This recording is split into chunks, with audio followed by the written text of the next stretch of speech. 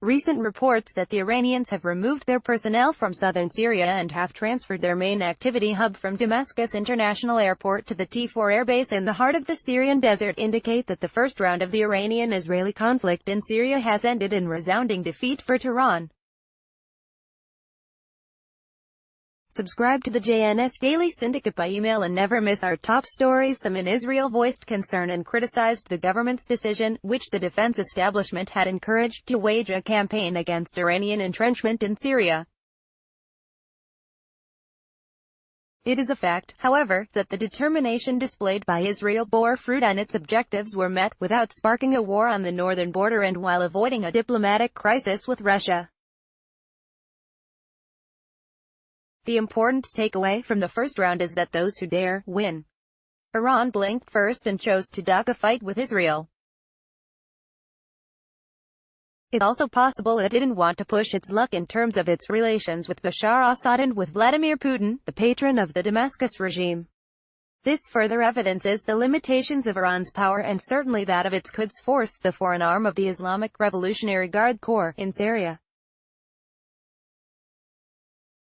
The Quds Force couldn't establish a solid foothold in Syria once Israel began pummeling it, and therefore its ability to retaliate, threaten and mainly deter Israel is still limited. It's not for nothing that Quds Force Chief Maj. Gen. Qasem Soleimani wants the current government in Israel to fall. He even believes, according to media leaks, that a strong Iranian response to Israeli attacks in Syria could influence the outcome of the upcoming election in Israel. Iran is possibly behind Palestinian Islamic Jihad's recent attempts in Gaza to spark another clash with Israel on the southern front. The Iranians want to influence the election results in Israel and at the very least deter Israel's leadership from continuing the campaign against them in Syria. In the meantime, this hasn't been working. As stated, however, this is only the first round. The Iranians won't throw in the towel so easily. Their presence in Syria, alongside their entrenchment in Iraq, Lebanon and Yemen, is a strategic goal for which they have spilled blood and spent billions of dollars. We can assume Iran will persist with efforts to establish a presence in Syria, even if in the country's north, in the hope that the Russians will curb Israel's attempts to uproot them from there as well. After all, in contrast to Israel, Russia doesn't view Tehran's presence in Syria as a threat and believes that it can curtail the Iranians. Meanwhile, Iran last week celebrated the 40-year anniversary of its Islamic Revolution. On Feb. 1, 1979, exactly 40 years ago, Ayatollah Ruhollah Khomeini returned to Iran riding the wave of protests against the Shah's regime and wrested control of the country for him and his cohort of clerics.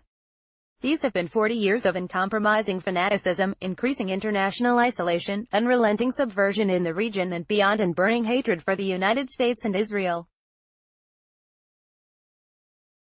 But more importantly for the citizens of Iran, it has been 40 years of corrupt and violent dictatorial rule that has led the country to the brink of social and economic ruin. Iran's only dubious achievements over this time, not coincidentally, pertain mostly to its ballistic missiles, which it touts day and night. The latest, a cruise missile with a range of 1,300 kilometers, around 800 miles, was unveiled last week to mark the anniversary of the Islamic Revolution. It isn't clear, by the way, if the reports from Tehran are accurate. To be sure, the Iranians tend to distort and exaggerate such accomplishments even when their missiles are far from being operational.